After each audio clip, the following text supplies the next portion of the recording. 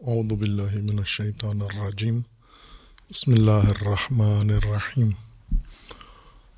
اللہم وفقنا لما تحب وترضى واجعل عاقبت امورنا خیرا ولا تکلنا الى انفسنا طرفۃ عین ابدا رب ادخلنی مدخل صدق واخرجنی مخرج صدق واجعل لی من لدنک سلطانا نصیرا۔ سورہ مبارکہ بقرہ آیہ کریمہ کیف تکفرون باللہ وکنتم امواتا فاحیاکم ثم یمیتکم ثم یحییکم ثم الیہ ترجعون۔ اللہ تبارک و تعالیٰ نے منکرین ہدایت و منکرین رسالت و قرآن کو تعجب کے ساتھ یا توبیخ کے طور پر یہ خطاب کیا ہے کہ تم کیسے انکار کرتے ہو اللہ کا۔ دوسرے الفاظ میں کہا یہ جا رہا ہے کہ تم کیسے انکار کر سکتے ہو اللہ کا جب کہ تم میت تھے، مردہ تھے، تمہیں اللہ نے زندہ کیا اور زندہ کرنے کے بعد تمہیں پھر اللہ مارتا ہے اور اس موت کے بعد تمہیں پھر زندہ کرتا ہے اور اس کے بعد زندہ کر کے تم اللہ کی طرف پلٹائے جاؤ گے۔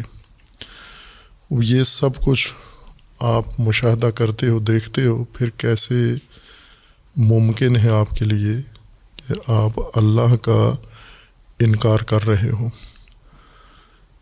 انسان کو متوجہ کیا ہے انسان ہی کی زندگی اور انسان کی زندگی میں جو تحول ہے، موت اور حیات کا تسلسل ہے، مراحل ہیں، ان کی طرف انسان کو متوجہ کیا ہے جو صبح و شام انسان کے سامنے تکرار ہوتے ہیں، احیاء بھی اور موت بھی، اور اس کے باوجود پھر انسان انکار کرتا ہے اللہ تبارک و تعالیٰ کا۔ انکار سے مراد بھی منکرانہ یا انکاری طرز زندگی ہے، نہ کہ وہ چیز جو عموماً مومنین کے ذہنوں میں، مسلمین کے ذہنوں میں کافر کے نام پر جو اصطلاحی کافر کی تفسیر ذہن میں ہے، قرآن کی اصطلاح یا قرآن کا استعمال لفظ کفر کا اس سے زیادہ وسیع معنی میں ہے۔ بہت سارے معارف قرآن کریم کی اصطلاحات ہیں جنہیں ہم جو معنی ہمارے ذہنوں کے اندر موجود ہے، راسخ ہے، دیکھا دیکھی سنا کر جو معنی ہمارے ذہنوں میں پک گیا ہے، نسل اندر نسل سب کے ذہنوں میں ایک ہی بات بیٹھی ہوئی ہے، اس معنی نے محدودیت پیدا کی ہے قرآن کے مطالب کے بارے میں انسان کے ذہن میں۔ یعنی قرآن ایک مطلب کو وسعت کے ساتھ اور زیادہ کھلے دائرے میں بیان کرتا ہے، لیکن ہمارے ذہن میں جو معنی بیٹھا ہوا ہے اور راسخ ہے وہ اس وسعت کو محدود کر دیتا ہے۔ مثلاً جیسے ہم قرآن کی ایک اصطلاح ہے حیات دنیا، اور حیات دنیا کی تعریف و تفسیر خود قرآن کریم نے کی ہے لہو اور لعب، اور لہو اور لعب کا جو معنی ہمارے ذہنوں میں ہے، مترجمین قرآن، مفسرین قرآن، محشئین قرآن جو معنی مراد لیتے ہیں اور لکھتے ہیں، اور ان کی وجہ سے پھر تمام قارئین قرآن بھی اسی معنی کو ذہن میں رکھ لیتے ہیں، وہ ہے کھیل کود۔ اور یہ تفسیر باعث بنتی ہے کہ بہت سارے لوگ جو قرآن کی اصطلاح کے مطابق لہو کر رہے ہیں، لعب کر رہے ہیں، لیکن کھیل کود نہیں کر رہے، بہت سنجیدگی کے ساتھ اپنی زندگی میں معاملات انجام دے رہے ہیں، بالکل شاید زندگی بھر میں کبھی انہوں نے کھیل کود نہیں کیا ہو، نہ وقت ضائع کرنے کے لیے، نہ تفریح کے طور پر، اور نہ ہی صحت کے لیے۔ بعض لوگوں کی زندگی ہے ایسے، مکمل طور پر کھیل کود سے بالکل پاک اور منزہ ہے۔ خوب، لیکن لاہوی ہیں یہ لوگ، لعب کی زندگی گزار رہے ہیں۔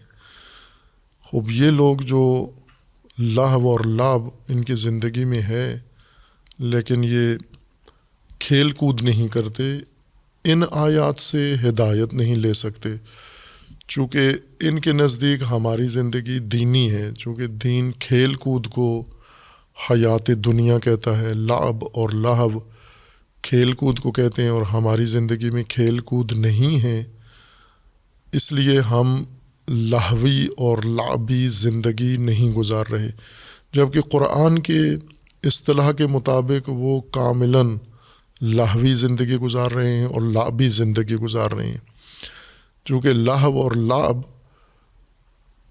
کھیل کود کو نہیں کہتے، کھیل کود مصادیق لہو میں سے ہے، مصادیق لعب میں سے ہے۔ لعب بے مقصد کاموں کو کہتے ہیں، وہ کھیل کود کو اس لیے لعب کہتے ہیں چونکہ مقصد نہیں ہوتا اس کے اندر، یا اور معاملات ہوں، مثلا ایک انسان ہے پڑھائی کر رہا ہے لیکن بے مقصد پڑھائی کر رہا ہے، مطالعہ کر رہا ہے، بے مقصد مطالعہ کر رہا ہے، اور کوئی اور کسی شعبے کے اندر بڑی دلچسپی کے ساتھ، انہماک کے ساتھ، محنت کے ساتھ مصروف ہے، لیکن مقصد نہیں ہے، کوئی مقصدیت نہیں ہے اس کے اس کام کے پیچھے۔ خوب، یہ لعب میں مبتلا ہے، باقی کہ کھیل کود نہیں کر رہا یہ۔ یا اسی طرح لہو اس کام کو کہتے ہیں جو انسان کو مقصد سے دور کر دے، اپنی جگہ پر وہ کام اچھا ہو، بے شک خوب ہو، لیکن یہ اچھا کام انسان کو اپنے بنیادی مقصد سے دور لے جاتا ہے، مقصد خلقت سے دور لے جاتا ہے، مقصد زندگی سے دور لے جاتا ہے، یا وہ مقصد جو اللہ تبارک و تعالیٰ نے انسان کے لیے معین کیا ہے، اس مقصد سے یہ کام، یہ نیک کام، یہ اچھا کام، یہ سنجیدہ کام، یہ مفید کام، یہ انسان کو دور لے جاتا ہے۔ تو قرآن کے نزدیک یہ لہو ہے، لیکن عام اصطلاح کے مطابق، مترجمین کی اصطلاح کے مطابق یہ بہت ہی اچھا کام ہے، چونکہ کھیل کود نہیں ہے۔ اس وجہ سے فرق پڑ جاتا ہے ان معانی کی وجہ سے جو ہمارے ذہنوں میں بیٹھے ہوئے ہیں، وہ قرآن کی بات کی جہت تبدیل کر دیتے ہیں، رخ بدل دیتے ہیں، کسی اور سمت میں انسان چلا جاتا ہے، قرآن کسی اور سمت میں ہمیں رہنمائی کرتا ہے، لے کے جانا چاہتا ہے، ہم کسی اور سمت میں چلے جاتے ہیں۔ ہدایت کا معنی ہی یہی ہے، وہ نشانیاں، وہ علامتیں، وہ رہنما چیزیں جو انسان کو مقصد، منزل اور راستے کی نشاندہی کرے، اسی کو ہدایت کہتے ہیں۔ لغت میں بھی یہی چیزیں ہدایت ہیں، اور قرآن نے بھی انہی کو ہدایت کہا ہے، جہت دینا صحیح سمت میں، جو سمت اللہ تبارک و تعالیٰ نے انسان کے لیے مقرر کی ہے۔ لیکن اگر ہم قرآن کی اصطلاحات کو اس طرح سے سمجھ کے بیٹھے ہوئے ہوں، سنی سنائی باتیں ذہن میں رکھی ہوئی ہوں جو یہی سمت ہماری موڑ دیتی ہیں، جدھر قرآن جہت دینا چاہتا ہے اس جہت میں ہم اس ذہنیت کے ساتھ نہیں جاتے، ہم کسی اور جہت میں چلے جاتے ہیں، تو ہدایت سے محروم ہو جاتے ہیں۔ قرآن پڑھ لیتے ہیں، قرآن پڑھا لیتے ہیں، قرآن کی تفسیر بھی کر لیتے ہیں، ہدایت اس میں شامل نہیں ہوتی، چونکہ جہت ہی بدل دی ہم نے اپنی اس ذہنیت کی وجہ سے۔ اس لیے ہر قدم پر یہ ضروری ہے کہ ہم قرآن کریم کے الفاظ، قرآن کریم کی آیات، قرآن کریم کی تعبیرات، قرآن کریم کی ترکیبات اور قرآن کریم کی اصطلاحات کو خود قرآن ہی کے تناظر میں سمجھیں کہ قرآن نے کیا مقصود اس سے لیا ہے، قرآن کی اصطلاح اس میں کس بات پر قائم ہے، اس میں سے کفر ہے جو بہت اہم ہے۔ جیسے ایمان بنیادی قرآنی اصولوں میں سے ہے، وہ اصول جو ہدایت کی ساری عمارت اس ستون کے اوپر قائم ہے، اور ایمان کا جس طرح ہم نے معنی سمجھا ہوا ہے اس کے مطابق یہ عمارت ہدایت کی اس پہ کھڑی ہی نہیں ہو سکتی، چونکہ ایمان ذہنیت کا نام ہے، اعتقاد کا نام ہے، اس کے اوپر کوئی ہدایت کی عمارت قائم نہیں ہو سکتی۔ لیکن ایمان سے جو قرآن مراد لیتا ہے کہ ایمان زندگی کے اندر انسان وہ وسائل، وہ راستے، وہ طریقے، وہ اصول، وہ حقائق جو اللہ تبارک و تعالیٰ نے انسان کی زندگی کے لیے مقرر کیے ہیں، متعارف کیے ہیں، ان پر اعتماد کرنا، بھروسہ کرنا اور ان کے سہارے زندگی گزارنا اطمینان کے ساتھ، اس کو ایمان کہتا ہے قرآن۔ لیکن ہم کہتے ہیں کہ عملاً انسان جیسے ہو رہا ہے ابھی، جو لوگ اپنے آپ کو مومن کہتے ہیں اعتقاد کی وجہ سے، چونکہ اللہ پر اعتقاد ہے ان کا، لیکن وہ حقائق زندگی گزارنے کے یا جن اصولوں پر ان کا ایمان اعتقاد عملی ہے یا رجحان ہے یا بھروسہ اور اطمینان و اعتماد ہے، وہ کچھ اور ہیں۔ مثلا ہم عمومی طور پر دیکھ لیں کہ انسان اپنی زندگی کے مختلف پہلوؤں میں جن اصولوں پر زندگی گزار رہا ہے، جن حقائق کے اوپر اپنی زندگی کا انحصار کیے ہوئے ہے، یہ وہ نہیں ہے جو اللہ تبارک و تعالیٰ نے مقرر کیے تھے، لیکن اپنے آپ کو مومن سمجھتا ہے۔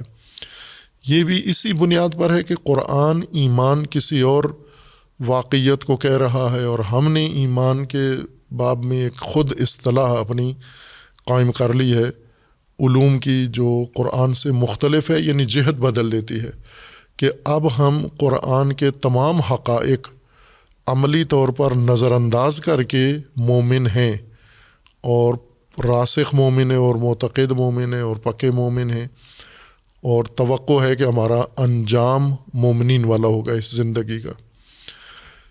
کفر بھی اسی طرح ایمان کا نقطۂ مقابل ہے، اور ایمان اگر اعتماد کا نام ہے اور اطمینان کا نام ہے، امن و امان کا نام ہے، کسی شے کے اوپر، کسی حقیقت کے اوپر اعتماد کر کے اور اس کو عمل میں لانا اور اس کے مطابق زندگی گزارنے کا نام ہے ایمان، تو کفر بھی اسی کی مقابل شکل ہے، اسی کی متضاد شکل کو کفر کہتے ہیں، کہ اس حقیقت کو، اس راہ کو نظر انداز کر دینا، اعتقاد کے ذریعے نظر انداز کر دینا، یا نہ اعتقاد میں بے شک اس کو قبول کرتے ہوں، مانتے ہوں، لیکن عمل میں اس کو نظر انداز کر دینا اور اس کے متبادل کسی راہ کو اپنا لینا۔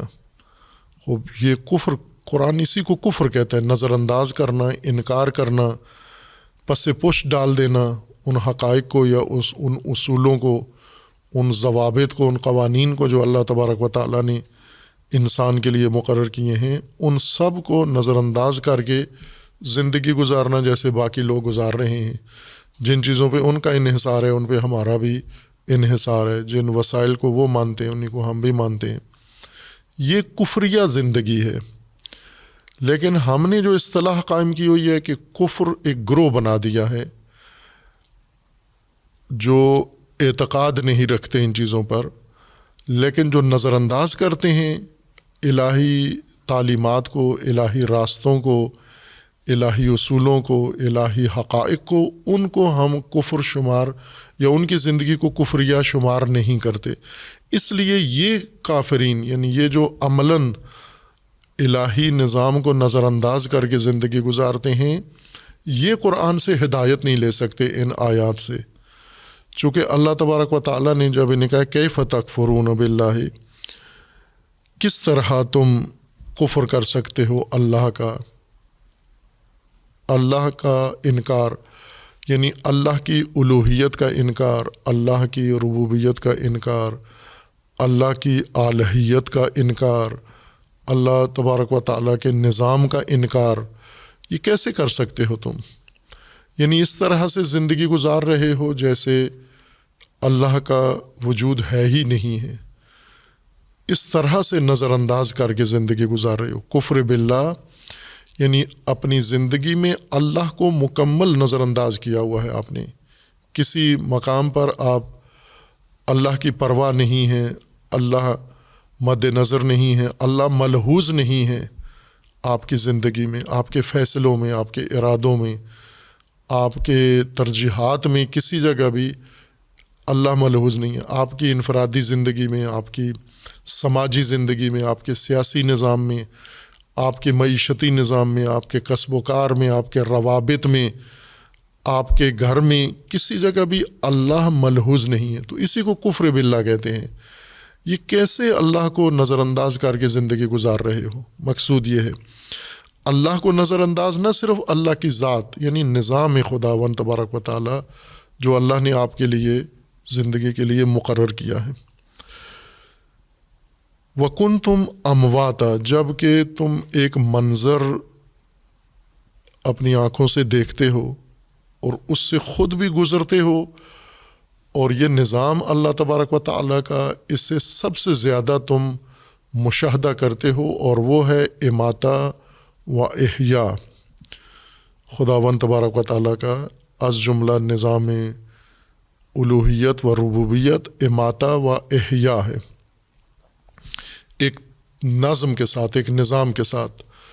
اور جیسے پہلے باقی مطالب کے ضمن میں یہ کہا تھا کہ اماتہ و احیاء اللہ تبارک و تعالیٰ کا باقی امور کی طرح ایک نظام کے طور پر ہے، نہ کہ جزئی ارادوں کے ساتھ ہوتا ہے اور جزئی فیصلوں کے ساتھ. یہ نظام اماتہ و احیاء اللہ تبارک و تعالیٰ کا انجام پاتا ہے.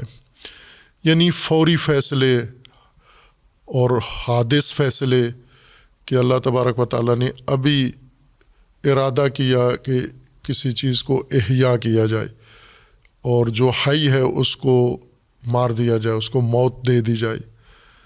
اس طرح نہیں ہے، بلکہ ایک قانون ہے، نظام ہے اللہ تبارک و تعالیٰ کا، نظام خلقت ہے. اس نظام خلقت میں یہ دونوں چیزیں اس کے اندر رکھ دی گئی ہیں، قانون کے ساتھ، ضابطے کے ساتھ. اماتہ و احیاء یعنی جو میت ہے اس کو احیاء ہونا ہے، اور جو حی ہے اس کو اماتہ کرنا ہے، مارنا ہے یا اس کو موت آنی ہے. ایک ترتیب کے ساتھ اور تسلسل کے ساتھ ہے. لیکن انسان کے لیے جو احیاء و اماتہ ہے وہ باقی موجودات سے مختلف ہے. باقی موجودات ایک ان کا اماتہ ہے، وہ ایک احیاء ہے، اور اس احیاء کے بعد پھر اماتہ ہے لیکن دوبارہ احیاء نہیں ہے. یعنی باقی زمین پہ چیزیں یہ وجود میں آتی ہیں لیکن میت ہوتی ہیں، اور پھر ان کے اندر حیات آ جاتی ہے، ان کو احیاء کیا جاتا ہے. اس احیاء کی اپنی مقررہ مدت پوری کرتی ہیں، پھر اس کے بعد دوبارہ ان کا اماتہ ہو جاتا ہے، یعنی موت آ جاتی ہے، مردہ ہو جاتی ہیں وہ چیزیں، پھر نہیں اٹھائی جاتی، دوبارہ پھر زندہ نہیں کی جاتی. وہی چیزیں پھر نہیں زندہ کی جاتی، بلکہ وہ الہی نظام کے مطابق دوبارہ، جیسے مٹی سے اگر کوئی چیز پیدا ہوئی ہے تو دوبارہ مٹی بن جاتی ہے، اور پھر وہ مٹی کا دوبارہ جو نظام ہے وہ اس کے مطابق دوبارہ کسی سلسلے کے اندر وہ چیز شامل ہو جاتی ہے. جو مادی چیزوں کے لیے اللہ تبارک و تعالیٰ نے تغیر کا، تبدل کا قانون رکھا ہوا ہے کہ انہیں دائماً بدلتے رہنا ہے، صورتیں، شکلیں، کیفیات اور عوارض ان کے اوصاف، خصوصیات ان کی دائماً بدلنی ہیں، ہمیشہ بدلنی ہے ان کی. یا بعض دیگر علماء کے بقول کہ ان کی بنیاد نے بھی بدلتے رہنا ہے، جو ان کی مادی بنیاد ہے، جو ان کا جوہری بنیاد ہے، ذاتی بنیاد ہے، اس نے بھی بدلتے رہنا ہے، وہ بھی وجود میں آ کے اگر وہ مادی چیزیں ہیں تو اسے تغیر و تحمل کے ساتھ ہی رہنا ہے.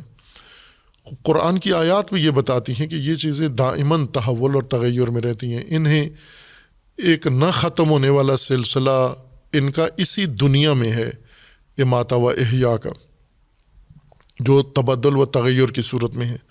لیکن انسان کے لیے اللہ تبارک و تعالیٰ نے ایک بہت ہی خوبصورت قانون و نظام اللہ نے احیاء و اماتہ کا، یعنی موت و حیات کا قرار دیا ہے، اور انسان کو اس کی طرف متوجہ کیا جا رہا ہے جو انسان کے لیے ملموس ہے، مشہود ہے، محسوس ہے، اور انسان اس کا ناظر ہے، اور بلکہ خود اس سے گزر رہا ہے، اس لیے اس کے لیے زیادہ قابل فہم اور قابل شناخت ہے۔ اسی لیے تعجب کے ساتھ یا توبیخ کے طور پر، سرزنش کے طور پر کہا جا رہا ہے کہ کیسے ممکن ہے تم انکار کرو، کفر باللہ کرو، جب کہ یہ اپنی موت بھی تمہیں پتہ ہے، اپنی حیات بھی تمہیں پتہ ہے، اپنی دوبارہ موت تمہارے علم میں ہے، اور پھر اس کے بعد ہر چند وہ چیز تمہارے مشاہدہ میں نہیں ہے، دوسری حیات پھر جو آپ کو ملے گی وہ تمہارے مشاہدہ میں نہیں ہے، لیکن اللہ تبارک و تعالیٰ نے اس کو آپ کے لیے بتا دیا، مبرہن کر دیا، ثابت کر دیا ہے وحی کے ذریعے کہ پھر آپ کو دوبارہ حیات ملے گی اس اماتہ کے بعد۔ لیکن 3 چیزیں تو آپ کے مشاہدے میں ہیں۔ وہ 3 چیزیں یہ ہیں کہ آپ پہلے زندہ نہیں تھے، مردہ تھے، پھر زندہ ہوئے تم، پھر اس دوسری جو پہلی زندگی آپ کو ملی، اس زندگی کا دورانیہ آپ نے گزارا جتنا بھی تھا، اور اس دورانیے کو گزارنے کے بعد پھر تم میں موت آئی۔ یہ 3 مرحلے ہر ایک کے مشاہدے میں ہیں، اپنے بھی اور اپنے سامنے دوسرے انسانوں کے ساتھ یہ سب کچھ ہو رہا ہے۔ یعنی انسان خود پیدا ہوا ہے اور اسے پتہ ہے کہ میں پیدائش سے پہلے زندہ نہیں تھا، مردہ تھا، وہ اس مردہ میں اللہ نے جان ڈال کے انسان بنایا، مجھے بنایا، پھر میں نے یہ حیات گزاری اور پھر مجھے موت آئے گی، اور جتنے انسان ہیں میرے علاوہ ان سب کو بھی موت آتی ہے۔ اس لیے جم کا صیغہ ہے، یعنی یہ جو آپ کے آنکھوں کے سامنے ایک نظام کے طور پر قانون تکرار ہو رہا ہے اس سماج کے اندر، معاشرے کے اندر، وہ تم مشاہدہ کرنے والے ہو۔ وَكُنْتُمْ أَمْوَاتًا، تم سارے انسان جو ابھی موجود ہو، جو مر چکے ہیں، جو وجود میں آئے ہیں لیکن زندگی گزار کے تمہارے آباء و اجداد مر چکے ہیں، اور وہ سب اموات تھے، پھر احیاء ہوئے، پھر احیاء کے بعد دوبارہ مرے، پھر احیاء ہوں گے، دوبارہ انہیں زندہ کیا جائے گا۔ وہ تمہارے مشاہدے میں نہیں ہے ابھی، لیکن وہ ہے یقینی، اسی طرح سے جس طرح یہ احیاء یقینی ہے جو تم نے آنکھوں سے دیکھا ہے اور جس سے خود گزرے ہو، وہ بھی اتنا ہی یقینی ہے، اس کے اندر بھی شک و شبہ ذرا برابر نہیں ہے جیسے اس احیاء میں شک و شبہ نہیں ہے تمہارے۔ خوب اس بیچ میں اب کیسے گنجائش رہ جاتی ہے کہ آپ اللہ تبارک و تعالیٰ کا انکار کرو اور اللہ کو ملحوظ رکھے بغیر، اللہ کو مد نظر رکھے بغیر، اور اللہ کی ہدایت و نظام کو جٹلا کے، تکذیب کر کے، نظر انداز کر کے زندگی گزارو، جیسا کہ گزر رہی ہے انکاری زندگی، نظر انداز، اللہ کو نظر انداز کر کے جو زندگی گزر رہی ہے وہ یہی جسے ہم دیکھ رہے ہیں، ہم خود بھی اسی سے گزر رہے ہیں۔ خوب یہاں مقصود یہ بیان کرنا نہیں تھا کہ حقیقت حیات انہیں سمجھ میں ہے یا نہیں ہے، اور اللہ تبارک و تعالیٰ نے انہیں حقیقت حیات سمجھانی ہے قرآن میں، یا حقیقت موت ان کی سمجھ میں آئی ہے یا نہیں آئی۔ اگر نہیں آئی ہے تو اللہ تبارک و تعالیٰ نے اس آیت میں حقیقت موت انسان کو سمجھانی ہے نا۔ قرآن کا لہجہ یہ ہے کہ یہ وہ بات ہے جو سمجھے ہوئے ہیں، یہ یعنی موت و حیات کی تشریح نہیں ہو رہی، انسان کو کہا جا رہا ہے کہ یہ 2 کام تم دیکھ رہے ہو، مشاہدہ کر رہے ہو اور ان سے گزر رہے ہو۔ موت و حیات دونوں تمہاری تجربی چیزیں ہیں، تمہاری مشہود چیزیں ہیں، تمہاری سمجھی ہوئی چیزیں ہیں۔ یہ نظام جس کے اندر ہو، تم خود ہو، اس کا حصہ ہو اور اس کی زد میں ہو، اس کے تحت ہو رہے کام تم جا رہے ہو، یہ تمہارا سمجھا ہوا نظام ہے. اسی لیے تعجب کے ساتھ اگر انسان جیسا علماء نے اس آیت کے ذیل میں بھی اور دیگر مقامات پر جہاں بھی موت و حیات کا ذکر آیا ہے اور آتا ہے تو فوراً یہ تأثر دیتے ہیں کہ انسان کے لیے نہ حقیقت موت سمجھنا ممکن ہے اور نہ ہی حقیقت حیات سمجھنا ممکن ہے. یہ دعویٰ پہلے کرتے ہیں، لیکن پھر اس کے بعد خود موت کی تشریح میں اور موت حیات کی تشریح میں تفسیر میں مصروف ہو جاتے ہیں. خوب اگر ناممکن ہے تو پھر آپ کو بھی یہ محال نہیں کرنی چاہیے، نہ سمجھنے کی کوشش کرنی چاہیے نہ سمجھانے کی کوشش کرنی چاہیے. دعوی محال کر کے پھر خود یہ تأثر دیتے ہو، لیکن آپ خود سمجھتے ہیں، شاید باقی نہیں سمجھتے، اور آپ باقی لوگوں کو بھی موت و حیات سمجھانا چاہتے ہیں. قرآن تو اس طرح سے نہیں کر رہا. قرآن تو انسان کو موت و حیات کی نسبت جاہل نہیں قرار دیتا کہ جنہیں پتہ ہی نہیں ہے. اگر قرآن بھی اللہ تبارک و تعالیٰ بھی انسان کے بارے میں یہ فرض سامنے رکھیں کہ انسان نہ موت کو سمجھتا ہے نہ حیات کو سمجھتا ہے، تو پھر یہ نہیں لہجہ بنتا کہ تم موت و حیات سے گزر کے موت و حیات کے مراحل طے کر کے کیسے اللہ کا انکار کر رہے ہو تم. یہ توبیخ، سرزنش یا تعجب اس وقت بنتا ہے کہ جب انسان ایک تو عملاً موت و حیات کے تسلسل میں گزر بھی رہا ہے اور ان کو بخوبی سمجھتا بھی ہے، اور حقیقت یہ ہے کہ سمجھتا ہے، یعنی پڑھے بغیر. اس کے لیے اگر انسان برفرض دین کی تعلیم نہیں ہے، علوم دینی نہیں سمجھا ہوا، تو بھی موت و حیات دونوں کو سمجھتا ہے. اگر انسان نے رائج عصری تعلیم حاصل نہیں کی تو بھی موت و حیات کو بخوبی سمجھتا ہے. انسان نے اگر سائنس نہیں پڑھی ہوئی، فزکس نہیں پڑھی ہوئی، کوئی چیز علم نام کی کوئی چیز بھی اس نے نہیں پڑھی، تو بھی یہ موت و حیات کو سمجھتا ہے. انسان ہے اگر اور صاحب شعور ہے، خلقت اس کی سالم ہے، فطرت اس کی سالم ہے، ذہن اس کا سالم ہے، یا تو دیوانہ ہے، پاگل ہے، اختلال ذہنی رکھتا ہے، اس کے بارے میں ہم کہہ سکتے ہیں کہ یہ شاید نہ سمجھتا ہو. لیکن باقی ہر انسان جو مثلاً ہم معمولی انسانوں کو دیکھیں تو وہ بہت کچھ سمجھتے ہیں. مثلاً انہیں سمجھ میں آتی ہے کہ یہ ہمارے ارد گرد اشیاء کیا ہیں، دیوار ہے، یہ روڈ ہے، یہ گاڑی ہے، یہ دکان ہے، یہ میری ضرورت کی چیزیں ہیں، یہ دوسروں کی چیز ہے، یہ میری چیز ہے، یہ میرا گھر ہے، یہ فلاں کا گھر ہے، یہ گھر کے وسائل ہیں، یہ چیز اس کام آتی ہے. یہ سب کچھ شعور رکھتے ہیں نا. یہ انہوں نے علم دین سے تو نہیں سیکھا. یہ جو روزمرہ زندگی میں لوگ گزار رہے ہیں، کام کرتے ہیں، وسائل کو پہچانتے ہیں، راستوں کو پہچانتے ہیں، اشیاء کو پہچانتے ہیں.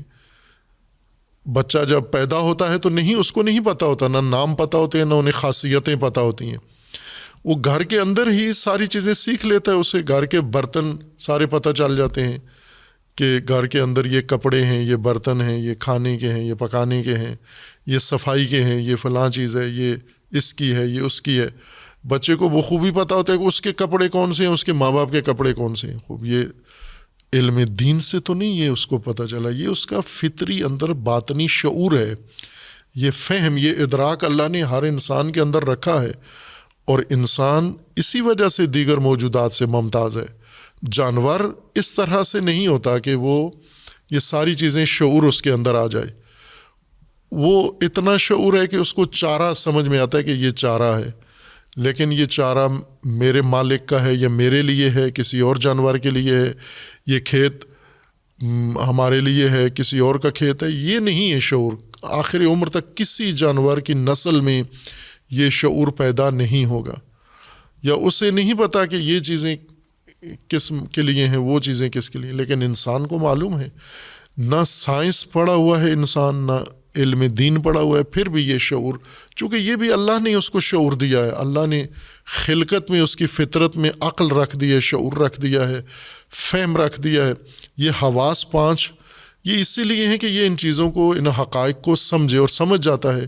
ان 5 چیزوں کو، دیکھنے والی چیزوں کو بخوبی دیکھتا ہے، سننے کے ذریعے بہت سارے حقائق کو سمجھتا ہے، سونگ کے بہت ساری چیزوں کو تشخیص دیتا ہے، علم دین پڑھے بغیر، علم دنیا پڑھے بغیر، سائنس پڑھے بغیر. یہ جتنی دنیا کے ان پڑھ آبادی ہے، اور ابھی بھی ان پڑھ زیادہ ہیں ان پڑھے لکھوں سے، ہمارے ملک میں تو قطعاً زیادہ ہیں، باقی دنیا میں بھی ایسے ہی ہیں کہ ان پڑھ زیادہ ہیں مجموعی طور پر تعلیم یافتہ لوگوں سے، لیکن وہ ان پڑھ زندگی کی ہر چیز کا شعور رکھتے ہیں. یعنی یہ وسائل، یہ اوزار، یہ امور ان کو پتہ ہیں سارے. جانور کون سے جانور ہیں، خطرناک جانور، حشرات، جنگل، درندے کون سے ہیں، چرندے کون سے ہیں، پرندے کون سے ہیں، یہ ساری شعور ان کے اندر ذاتی طور پر اللہ تبارک و تعالیٰ نے رکھا ہوا ہے. اب اس لیے قرآن کریم نے یہ تو نہیں ان کی پہچان کروائی کہ یہ تیتر ہے، یہ بٹیر ہے، یہ چڑیا ہے، یہ فاختہ ہے. یہ تو خود انسان شعور رکھتا ہے ان چیزوں کا، اور اللہ نے اس شعور کو دینی شعور ہی قرار دیا، فطری شعور قرار دیا ہے. عقل اسی لیے دی ہے، انہی چیزوں کے لیے، حواس انہی حقائق کو سمجھنے کے لیے دیے ہیں.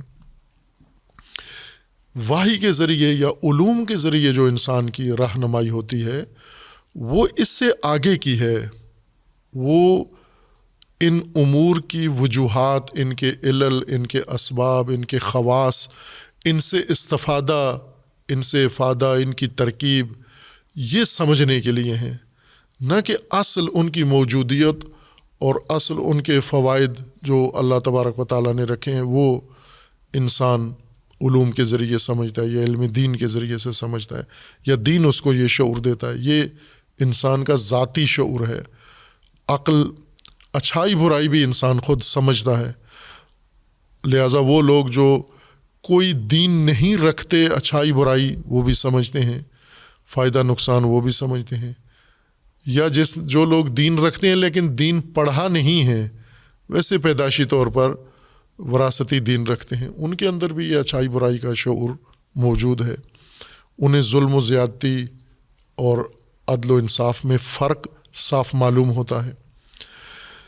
موت و حیات ان حقائق میں سے ہے، ان بدیہیات میں سے ہیں کہ جس کی فہم، جس کی پہچان انسان کو ہے، بے شک اس کی جزیات، اس کی تفاصیل، اس کے عوامل، اس کے حقائق وہ ممکن ہے نہ ہوں، جیسا کہ نہیں ہے، لیکن قرآن ان تفصیلات کی طرف انسان کو نہیں متوجہ کر رہا.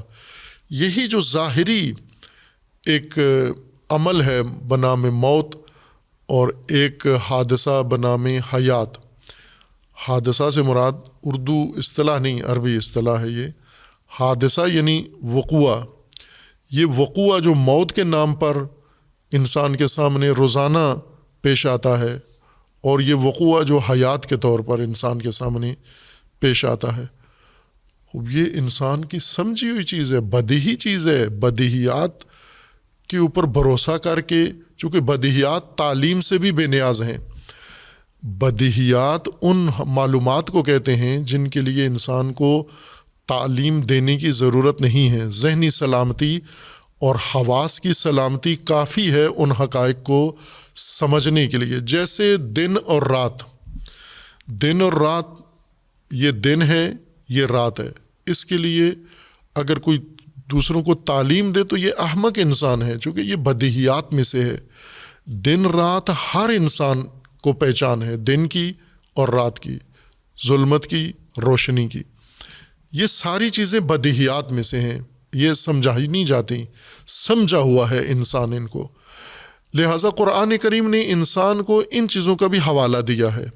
یہ دن اور دن اور رات کا بدلنا، یہ تو جانتے ہو تم کہ دن اور رات بدل رہا ہے. اب غور یہ کرنا ہے، فکر یہ کرنا ہے کہ کیوں بدلتا ہے، مسلسل دن کیوں نہیں رہتا، مسلسل رات کیوں نہیں ہوتی، رات کے بعد دن اور دن کے بعد رات، ایک تسلسل کے ساتھ، ایک نظم کے ساتھ یہ عمل تکرار ہوتا ہے. یہ سمجھو، یہ نہیں تمہاری سمجھ میں، لیکن دن کیا ہے، رات کیا ہے، یہ تو ہمیں پتہ ہے. اور اسی کی طرف قرآن نے ہمیں حوالہ دیا ہے، توجہ کروائی ہے کہ یہ وہ چیز ہے جسے آپ کو غور کرنا چاہیے ان امور کو سمجھنے کے لیے جو نہیں سمجھتے ہو، جن سے غافل ہو، ان غفلتوں سے نکلنے کے لیے ان بدیہیات کو مد نظر رکھو۔ تو موت و حیات امور بدیہیہ میں سے ہیں، انسان کے لیے شناخت کے طور پر بدیہیات میں سے ہیں۔ سمجھانے کی ضرورت نہیں ہے کہ موت کیا ہوتی ہے یا حیات کیا ہوتی ہے، ہر انسان جانتا ہے کہ یہ حیات ہے، یہ موت ہے۔ اور قرآن کریم نے موت و حیات انسان کے ساتھ مخصوص قرار نہیں دی۔ موت و حیات تمام موجودات جو اس کائنات میں ہیں اور جو انسان کی شناخت میں ہیں اور انسان کی زندگی سے مربوط ہے اور تعلق ہے جن چیزوں کا، ان سب کے بارے میں موت و حیات قرآن نے ذکر فرمائی ہے۔ کائنات تو بہت ہی وسیع ہے، یعنی انسان کے تصور سے زیادہ، چونکہ وسعت تصور ہر چیز سے زیادہ ہے۔ جیسے انسان کا خیال ہے، قوت تخیل، یہ سب سے وسیع چیز ہے، وسیع میدان قوت تخیل ہے، اور سب سے تیز ہے، رفتار میں سپیڈ سب سے زیادہ تخیل کی ہے۔ انسان کے علاوہ، انسان کے تخیل کے علاوہ باہر جو حقائق ہیں ان میں ابھی تک سرعت نور، روشنی کی سپیڈ کہا گیا کہ سب سے زیادہ ہے۔ تمام مادی چیزوں میں سب سے تیز حرکت روشنی کرتی ہے، کم ترین وقت میں زیادہ ترین فاصلہ طے کرتی ہے روشنی۔ باقی چیزیں آرام سے جاتی ہیں، جیسے آواز، یہ بھی فاصلہ طے کرتی ہے لیکن یہ آرام سے جاتی ہے۔ پانی ہے، ہوائیں ہیں، یہ کند رفتار ہیں، ان کی سپیڈ زیادہ نہیں ہے، یہ بہت محدود، زیادہ وقت لیتی ہیں۔ تھوڑا سا فاصلہ طے کرنے کے لیے ہوا بہت زیادہ وقت لیتی ہے، آواز بھی کافی وقت لے لیتی ہے کہیں پہنچنے کے لیے۔ اور باقی موجودات تو ہمارے سامنے ہیں، جیسے پتھر ہیں، جیسے باقی چیزیں، اول تو حرکت نہیں کرتے، اگر حرکت بھی کریں تو بہت وقت لیتے ہیں۔ لیکن طبعی موجودات میں روشنی تیز ترین چیز ہے۔ یہ انسان کے علاوہ باہر، انسان سے باہر کے حقائق میں یہ تیز رفتار ہے روشنی۔ اگر انسان کے اندر موجود خصوصیات کو نظر میں رکھیں تو روشنی سے زیادہ تیز خیال ہے انسان کا، قوت خیال، تخیل انسان کا۔ مثلا ابھی آپ ہزاروں میل دور کا تصور فوراً کر سکتے ہیں، لیکن ہزاروں میل دور روشنی کو کافی ٹائم لگے گا پہنچتے ہوئے۔ وہ اتنی تخیل کی رفتار سے روشنی نہیں جاتی۔ روشنی انسان کے باہر جو حقائق ہیں ان میں تیز ترین ہے، لیکن انسان کو شامل کریں تو تخیل سب سے زیادہ تیز ہے۔ اور وسعت کے لحاظ سے اگر ہم دیکھیں تو تصور انسان کا، تخیل کی طرح تصور، یعنی جو انسان کو اللہ تبارک و تعالیٰ نے یہ صلاحیت دی ہے کسی بھی حقیقت کی یا کسی بھی غیر حقیقی منظر کا تصویر ذہن میں بنانا، یہ سب سے زیادہ وسعت اس کے اندر ہے۔ لیکن کائنات جو اللہ تبارک و تعالیٰ نے خلق کی ہے، یہ مادی کائنات، یہی ستاروں اور سیاروں اور کہکشانوں والی کائنات، یہ انسان کے تصور سے زیادہ وسیع ہے، بڑی ہے۔ انسان کا تصور نہیں پہنچ سکتا، اس قدر وسعت ہے اس کے اندر۔ اب ظاہر ہے کہ اتنی وسیع کائنات کے اندر کیا ہو رہا ہے، کیوں اتنی بڑی ہے، کیوں اس کی کوئی حد نہیں ہے، اور اس کے اندر کیا چیز ہے، یہ جاننا انسان کے لیے باقی ہے۔ ابھی تو اس کو اس کی باؤنڈری ہی پتہ نہیں چلی، سرحد ہی پتہ نہیں چلی کہ یہ آخری حصہ اس کا ہے کہاں ہے۔ بلکہ فلاسفہ میں ایک قدیم سے بحث رہی ہے کہ یہ کائنات جو موجود ہے اس کی حد ہے یا نہیں ہے۔ خوب بیشتر فلاسفہ اس بات کے معتقد ہیں کہ اس محدود ہے، اس کو حتماً محدود ہونا چاہیے، اور انہوں نے اس کے لیے دلائل بہت سارے پیش کیے ہیں کہ لامحدود ہونے کی صورت میں یہ عقلی محظور پیش آتے ہیں، پس حتماً یہ محدود ہے یہ کائنات۔ لیکن ان دلائل کے باوجود بھی ابھی تک جو انسان کے علم میں بات آئی ہے وہ کائنات لامحدود ہے، کوئی حد نہیں ہے کائنات کی. نہ انسان اس کو عقلی دلیل سے کشف کر سکا ہے، تلاش کر سکا ہے، نہ مشاہدے سے. خصوصاً آج کے اس پیش رفتہ دور میں جو مثلا جو نئی انسان ٹیلیسکوپ بناتا ہے، دوربین بناتا ہے، وہ یہ انسان کو بتاتی ہے کہ یہ کائنات جو تجھے پتہ چل گئی ہے یہ ایک چھوٹا سا محلہ ہے کائنات کا. وہ جو منظر وہ دکھاتی ہے آگے وہ لامحدود ہے.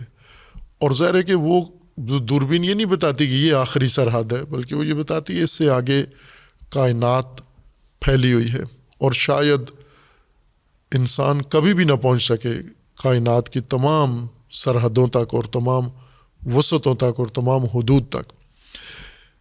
ایک حصہ کائنات کا انسان کے ساتھ جڑا ہوا ہے، جیسے زمین اور منظومہ شمسی کا کچھ حصہ انسان کی زندگی کے ساتھ اس کا ربط ہے، واضح ربط ہے. اب ممکن ہے فلسفی ربط اور ہستی شناسی کے لحاظ سے بہت ساری چیزوں کا ربط ہو جو واضح نہیں ہے، شناختہ شدہ نہیں ہے، لیکن ان کا تعلق ہے زمین کے ساتھ اور زمین میں رہنے والوں کے ساتھ. لیکن شناختہ شدہ جو روابط ہیں، تعلق ہیں انسان کے، وہ زمین کے اندر جو کچھ ہے اور زمین کے اطراف میں جو کچھ ہے، اس کے ساتھ انسان کا ایک تعلق ہے.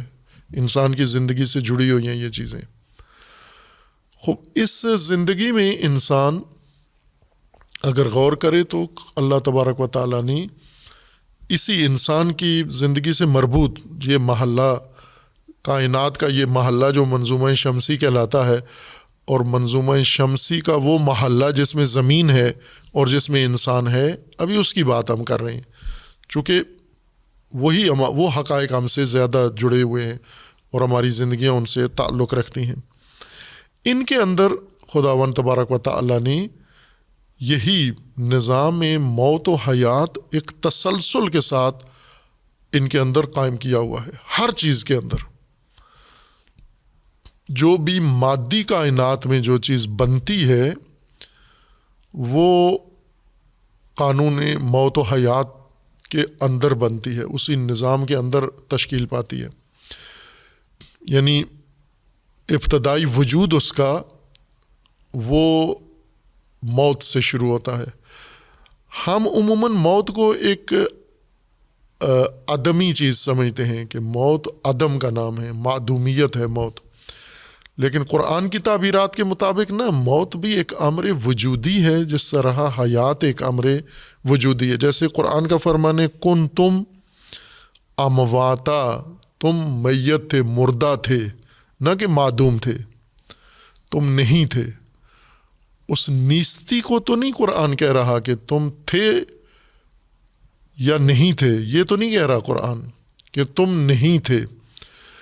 تھے، تم موجود تھے لیکن مردہ تھے تم. کن تم امواتا، یعنی پہلی حالت، ابتدائی حالت تمہاری موت تھی، موت کی شکل میں تم موجود تھے، مردہ تھے تم، مرے ہوئے تھے تم.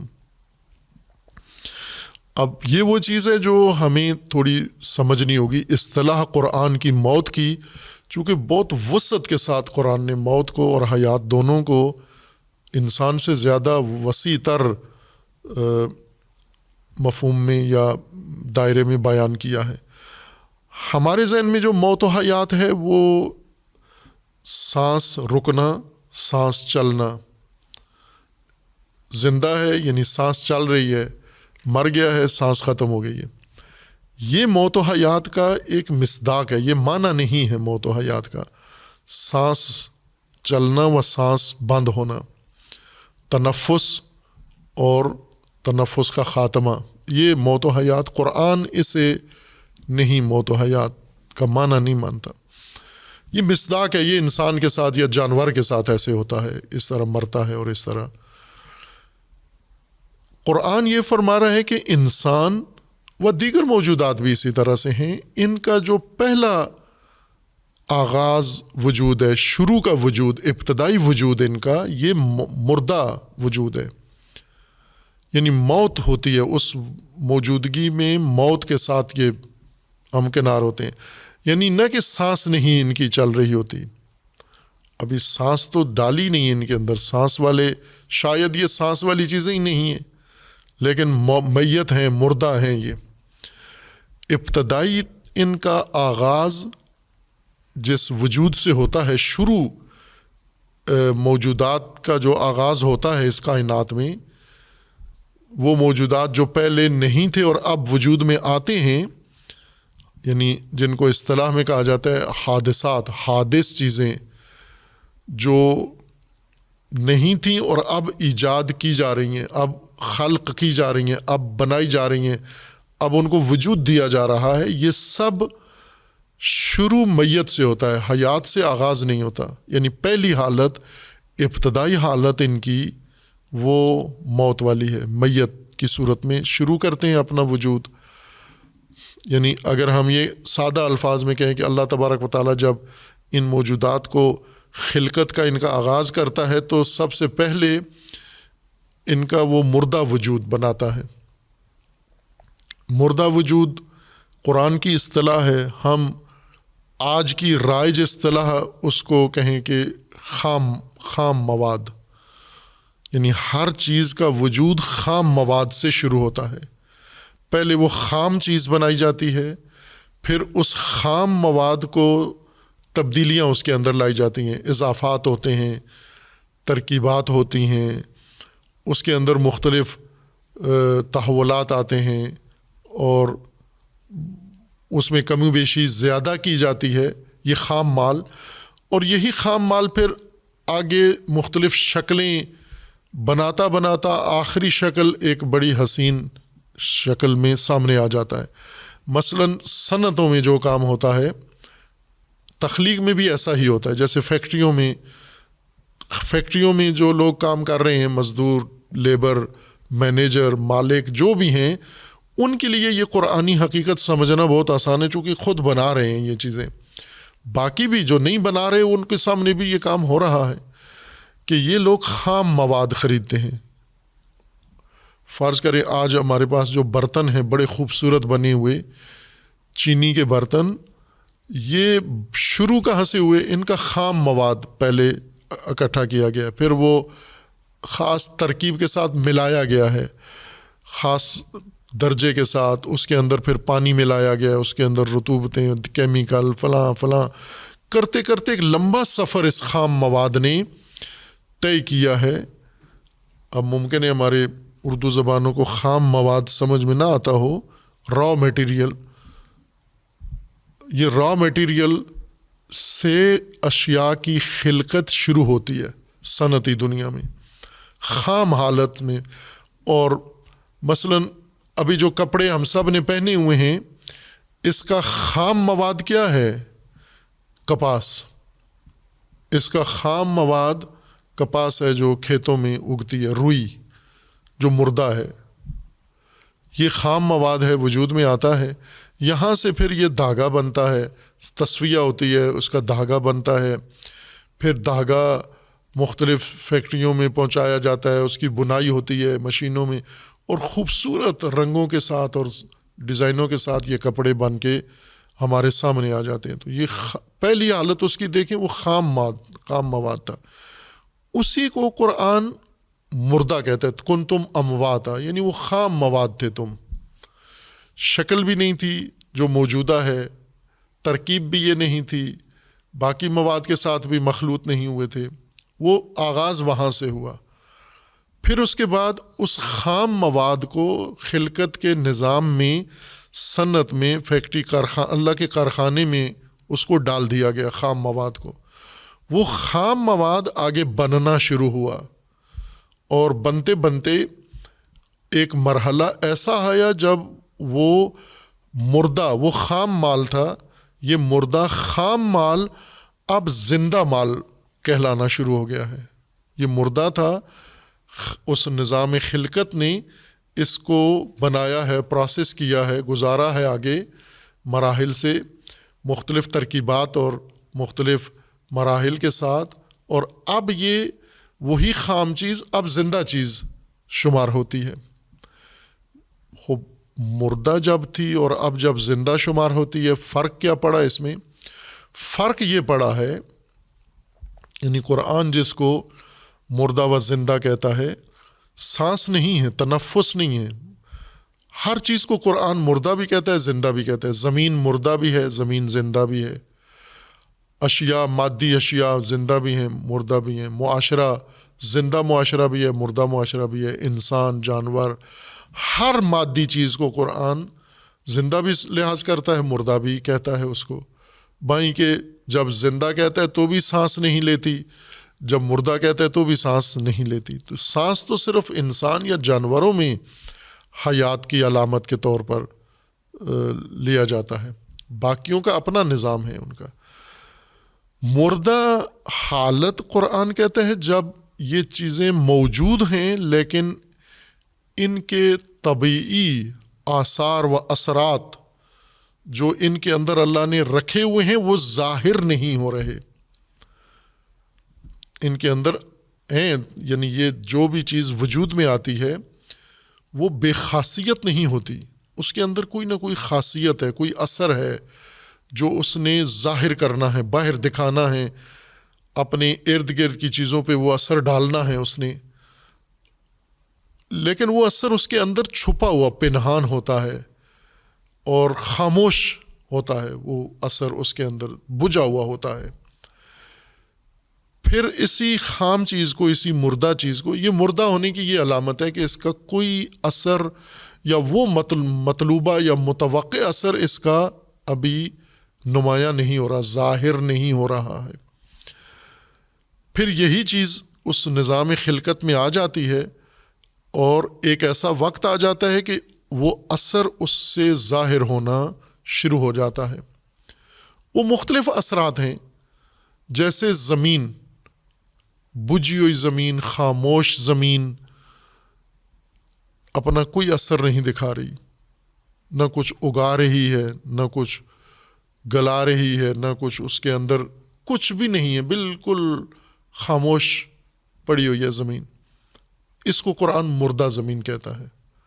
یہ عرض میتہ ہے، یہ مردہ ہے. یہ اس کو زندہ کرنا ہے. خوب زندہ کسے کریں گے؟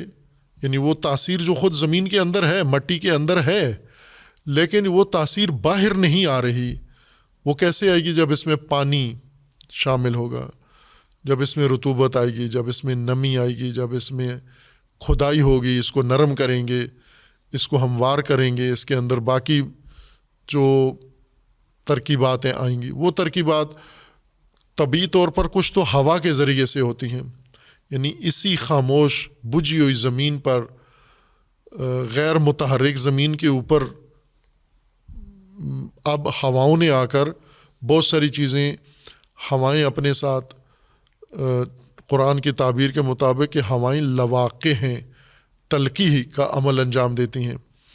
یعنی ہوائیں ان موجودات کو آپس میں ایک طرح سے ازدواج کرواتی ہیں. مختلف یہ ہواؤں کی ماموریت ہے کہ ہوائیں مختلف چیزیں درختوں سے یا زمین سے اٹھا کے دوسری جگہ جا کر منتقل کر دیتی ہیں. اور یہ چیزیں جو ہوا اٹھا کے اپنے ساتھ لے جا کے دوسرے علاقوں میں منتقل کر دیتی ہیں، وہاں ان کے اثرات ظاہر ہونا شروع ہو جاتے ہیں. پرندے یہ کام کرتے ہیں، بارشوں سے یہ کام ہوتا ہے، دھوپ سے یہ کام ہوتا ہے. یہ ساری چیزیں مل کر اس خام، بجھی ہوئی، ٹھنڈی، خاموش چیز کو اب بنانا شروع کر دیتے ہیں، روشنی بھی اور ہر چیز. اور آہستہ آہستہ اسی زمین کے اندر وہ اثر باہر آنا شروع ہو جاتا ہے. اس کو کہتے ہیں زمین زندہ ہو گئی ہے. مردہ تھی، زمین تھی. مردہ کا مطلب یہ نہیں کہ زمین ہی نہیں تھی، زمین موجود ہے لیکن مری ہوئی ہے، ٹھنڈی ہے، بجھی ہوئی ہے. اب وجود میں اب زندہ ہو گئی ہے، یعنی وہی بے خاصیت وجود صاحب خاصیت ہو گیا ہے. اب اس کے آثار نمایاں ہونا شروع ہو گئے ہیں. یہ آثار کا شے سے نکلنا، باہر آنا، برآمد ہونا، یہ احیا ہے، یہ حیات ہے اس کی. آثار چھپے ہوئے ہونا یہ مردگی ہے اس کی، میت ہے، موت ہے اس کی. آثار کا اس سے باہر آ جانا یہ حیات ہے اس کی. خب ان کے اپنے اپنے نوعیت کے آثار ہیں. مثلا زمین مردہ زندہ ہوتی ہے. قرآن نے بھی وسیع طور پر بہت ساری چیزوں کو زندہ بھی کہا ہے، مردہ بھی کہا ہے. اور لغت میں بھی ایسے ہے، لغت میں بھی عرب موت کو وسعت کے ساتھ استعمال کرتے ہیں. بہت ساری چیزوں کو میت کہتے ہیں کہ یہ میت ہے یہ چیزیں. جیسے کبھی پانی کو بھی کہتے ہیں کہ یہ پانی مرا ہوا پانی ہے، یہ زمین مری ہوئی ہے مثلا، یا یہ ترکیب جو ہے شے ہے یہ مر گئی ہے. حتیٰ لغت میں شراب کو بھی کہتے ہیں مردہ شراب. مردہ شراب یعنی جس کا نشہ نہ ہو، جس کے اندر اس کی شراب کی خاصیت ہے نشہ دے، سکران، مسکر ہو، نشہ انسان کے اندر پیدا کرے. اگر شراب ہے، چونکہ شراب جب بنتی ہے تو اس کے اندر یہ خاصیت ہوتی ہے، اگر پڑی رہے، محفوظ نہ رکھا جائے اس کو، تو آہستہ آہستہ یہ نشہ اس میں ختم ہو جاتا ہے. اسی کو عرب لغت میں کہتے ہیں یہ مردہ ہے، یہ مردہ شراب ہے، یہ زندہ شراب نہیں ہے، چونکہ خاصیت نہیں ہے اس کے اندر. لہٰذا لغت میں بھی وسیع طور پر مردہ و میت بے خاصیتی کے معنی میں آیا ہے. اور وہ ہر وہ چیز جس کا اثر نمایاں نہیں ہے اس کو کہتے ہیں یہ مردہ ہے. اور وہ چیزیں جو اثر اپنا ظاہر کر رہی ہیں اور اثر ظاہر ہونا شروع ہو گیا ہے ان کو زندہ شمار کرتے ہیں. بے شک وہ رشد و نمو نہ بھی کریں. یعنی زمین کی زندگی یہ نہیں ہے کہ زمین میں نباتات اگتے ہیں، یہ نباتات کی حیات الگ ہے، پودوں کی زندگی الگ ہے، زمین کی زندگی الگ ہے. یعنی زمین سے پودا اگنا یہ دو حیات ہیں. ایک زمین زندہ ہے جو پودا اگا رہی ہے، اور ایک پودا زندہ ہے جو رشد و نمو کر رہا ہے. زمین زندہ ہوئی ہے، اپنے اس کے آثار جو خاصیتیں ہیں اس کے اندر وہ نمایاں کر کے باہر دکھا رہی ہے، اور اسی طرح پودا بھی اپنا اثر رشد و نمو سے ظاہر کر رہا ہے. باقی آگے جو حیات کے مصادیق ہیں مختلف، جیسے نباتاتی نامیاتی حیات ہے، حیوانی حیات ہے، انسانی حیات ہے، جسمانی حیات ہے، مانوی حیات ہے، یہ سب مصادیق ہیں، یعنی آثار ہیں. ان آثار کے لحاظ سے ہم اس کو مختلف انواع شمار کرتے ہیں یا مختلف اقسام حیات کی شمار کرتے ہیں. اور یہ خاصیتیں نہ ہوں اگر تو اس کو میت کہتے ہیں، یہ موت ہے. اللہ تبارک و تعالیٰ کا فرمان ہے کہ انسان کے وجود کا آغاز موت سے ہوا ہے، یعنی مردہ انسان پہلے بنایا گیا ہے، یا انسان کا خام مال مردہ تھا، اس میں کوئی خاصیت نہیں تھی. پھر یہ خام مال زندہ ہوا ہے، اس خلقت کے مرحلے میں ڈالا گیا ہے، پھر یہ زندہ ہو کے حیات، انسانی حیات کے ساتھ ظاہر ہوا ہے. یہاں حیات سے مراد انسانی حیات ہے، ورنہ انسانی حیات سے پہلے ممکن ہے دیگر معنوں میں یہ مردہ نہ ہو، اس معنوں میں یہ زندہ ہو، لیکن انسانی حیات چونکہ اس کے اندر نہیں تھی، آثار، اس وجہ سے یہ خام مال مردہ تھا. یہ مردہ شروع ہوا بننا، پھر اس کے اندر زندگی آئی. یہ زندگی اب اپنا ایک دورانیہ اس کا طبعی طور پر ہے. یہ زندگی جو جیسے ابھی ہم یہی زندگی گزار رہے ہیں، اس مردہ خام حالت سے زندگی کی حالت میں، حیات کی حالت میں آئے ہیں، اس حیات کا دورانیہ ابھی گزار رہے ہیں، اور پھر موت آئے گی، یعنی پھر بے خاصیت ہو جائے گا یہ وجود. اس کے آثار جو ابھی جیسے یہ جسم ہے یہ ختم ہو جائیں گے، اس کے نہ سانس آئے گی، نہ سوجھ بوجھ رہے گی، نہ شعور رہے گا، نہ حرکات و سکنات، کچھ بھی نہیں رہے گا، بالکل میت، ٹھنڈا، خاموش. جیسے پہلی حالت میں جیسے خاموش تھا، اسی طرح اب دوبارہ اسی حالت میں چلا گیا ہے، یہ میت ہو گیا. اب دوبارہ اس کو پھر اٹھایا جائے گا، پھر زندہ کیا جائے گا. وہ اگلا مرحلہ ہے، وہ مرحلہ انسان نے دیکھا ہوا نہیں ہے. یہ دیکھا ہوا ہے کہ میں جب پیدائش سے پہلے موجود تھا لیکن مردہ وجود کے ساتھ موجود تھا، خام مواد کی صورت میں موجود تھا، خاصیتیں نہیں تھی میرے اندر. اللہ تبارک و تعالیٰ نے اس کو خلقت میں ڈالا، وہ خام مواد انسان بنا، زندہ ہوا، اور یہ دورانیہ زندگی کا انسان گزار رہا ہے. پھر ایک وقت آ کے مر جائے گا. یہ 3 مرحلے ہر انسان کے لیے بغیر کسی ثبوت اور دلیل کے واضح ہیں، ان کا کوئی انکار نہیں کر سکتا. یہ مسلمات میں سے ہیں، طے شدہ ہیں. انہی کو قرآن بنیاد بنا رہا ہے کہ یہ تو ہے، ہو رہا ہے. اس میں اللہ تعالیٰ کا فرمان ہے وَكُنْتُمْ أَمْوَاتًا كَيْفَ تَكْفُرُونَ بِاللَّهِ وَكُنْتُمْ أَمْوَاتًا. اب یہ تو پتہ ہے نا تمہیں، کنتم یعنی تھے، تم خام مواد تھے، مردہ تھے، بے خاصیت تھے، پھر تمہیں فَأَحْيَاكُمْ، پھر تمہیں زندہ کیا، یہ بھی تمہارے علم میں ہے. ثُمَّ يُمِيتُكُمْ، پھر تمہیں خدا مار دے گا، یہ بھی تمہارے علم میں ہے، یہ بھی تجربہ ہے تمہارا. تمہیں اپنا بھی یقین ہے اور تمہیں دوسروں کا بھی پتہ ہے کہ انسان سارے مار دیے جائیں گے. ثُمَّ يُحْيِيكُمْ، یہ نہیں دیکھی ہوئی چیز تمہاری، لیکن ثبوت میں، حقیقت میں یہ بھی اتنی ہی مسلم ہے جتنی پہلی 2 مرحلے مسلم تھے. یعنی تمہارا پہلے مردہ ہونا، پھر اس میت سے، موت سے زندہ ہونا، زندہ ہو کے پھر مرنا، یہ 3 مرحلے تو تمہارے آنکھوں کے دیکھے ہوئے مشہودات میں سے ہیں. یہ چوتھا جو حیات پھر تمہیں زندہ کیا جائے گا، یہ بھی اسی جیسا مسلم ہے. ہر چند تم نے دیکھا نہیں ہے لیکن یہ سمجھ سکتے ہو، اس کے اوپر بھی دلیل موجود ہے، قرینہ موجود ہے. اگر عقل سے کام لو تو اس چوتھے کو بھی اسی طرح سمجھو گے مشہود ہے جس طرح یہ 3 دیکھے ہوئے ہیں تمہارے مرحلے. ثم الیہ ترجعون، اور پھر جب اٹھائے جاؤ گے پھر نہیں مارے جاؤ گے. پھر اس کے بعد یہ احیاء ہے، پھر اماتہ نہیں ہے، پھر رجوع ہے، پھر اپنے اللہ کی طرف پلٹائے جاؤ گے. الیہ، اللہ کی طرف پلٹائے جاؤ گے تم. خوب، یہ چیز چونکہ انسان کے لیے ایک واضح، مسلم، سمجھی ہوئی حقیقت ہے، اس کو بنیاد بنا کر قرآن کریم نے فرمایا کیف تکفرون. اب کیا گنجائش ہے یہاں اللہ کا انکار کرنے کی؟ خوب، یہاں سے کیسے اللہ تک کیسے پہنچ گئے؟ ہم خام مال تھے، مردہ تھے، پھر زندہ کیے گئے، پھر مریں گے، پھر اٹھائے جائیں گے. یہاں سے اللہ کیسے بیچ میں ثابت ہو جاتا ہے؟ خوب، تبھی بات ہے کہ اگر انسان تھوڑا سا شعور رکھتا ہے تو اسے پتہ ہے کہ یہ مردہ میت زندہ کیسے ہو سکتا ہے. خوب، آپ کے پاس جواب ہونا چاہیے نا، یہ میت زندہ کیسے ہوا، کس نے کیا؟ خود زندہ ہوا.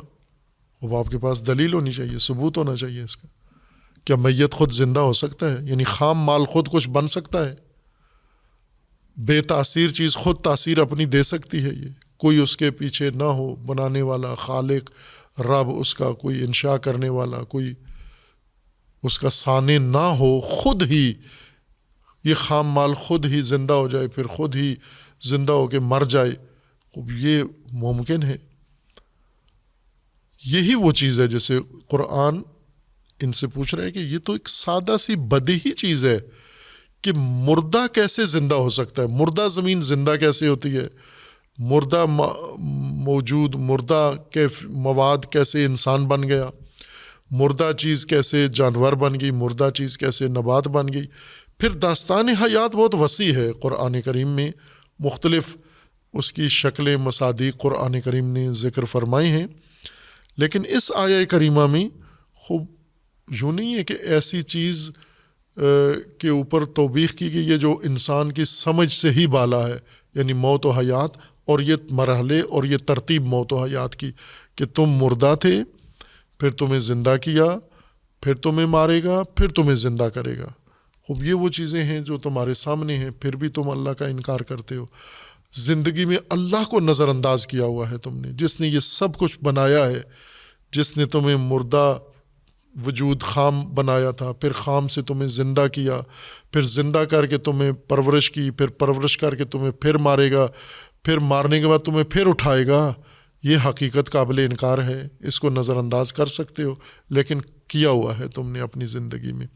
یہ انسان کی زیادہ بڑی گمراہی ہے کہ اتنی واضح حقیقت کو، اللہ کی ذات کو اور اللہ کے نظام کو نظر انداز کر کے زندگی گزار رہا ہے کہ گویا اس کائنات کا نہ کوئی بنانے والا ہے، نہ اس کو کوئی چلانے والا ہے، نہ اس میں کوئی نظام دینے والا، نہ ہدایت، اور نہ ہی میں اس طرح سے کسی کے بنانے سے بنا ہوں اور میں نے آگے دوبارہ یہ مراحل طے کرتے ہیں۔ یہ کیسے، یعنی جتنا تعجب کرے انسان کی اس حماقت پر، انسان کی اس نافہمی پر، انسان کی اس غفلت پر، وہ کم ہے۔ کیفا، جتنا تعجب کیا جائے کہ یہ کیا کر رہا ہے انسان، کیسا نادان نکلا ہے۔ یہ ممکن ہے کہ اللہ کو نظر انداز کر سکتے اس کائنات کے اندر، اس موت و حیات کے تسلسل کے اندر انسان اللہ کو بھول جائے؟ یہ ممکن ہے، لیکن بھولا ہوا ہے انسان۔ یہ عجیب کام کیا ہے اس نے، یہ حرکت کی ہے اس نے۔ ثم الیہ ترجعون، اب یہاں بہت باتیں کی ہیں علماء نے جو شاید آگے دیگر آیات کے ساتھ زیادہ تناسب رکھتی ہیں، کہ یہ موت و حیات، اس میں دو موت دو حیات، پھر الیہ ترجعون، اس میں برزخی حیات ہے، اخروی حیات ہے، دنیاوی حیات ہے، اور مفید باتیں، خوبصورت باتیں علماء نے کی ہیں۔ لیکن آیا جس مطلب کو بیان کر رہی تھی وہ یہی تھا کہ موت و حیات کا یہ تسلسل جو انسان کے علم میں ہے، مشاہدے میں ہے، اس کے اندر اللہ کو نظر انداز کر کے زندگی گزارنا یہ تعجب کی بات ہے۔ کیسے ممکن ہوا؟ کس غفلت میں ڈوب گیا؟ کون سی آفت بلا انسان پر نازل ہوئی ہے کہ اللہ کو بھول گیا، اس اللہ کو فراموش کر بیٹھا ہے۔ اب پھر تسلسل آگے ہے، هو الذی خلق لکم ما فی الارض جمیعا ثم استوی الی السماء فسواہن سبع سماوات وہو بکل شیء علیم۔ یہ بعد میں بیان کریں گے۔ صلی اللہ علی محمد۔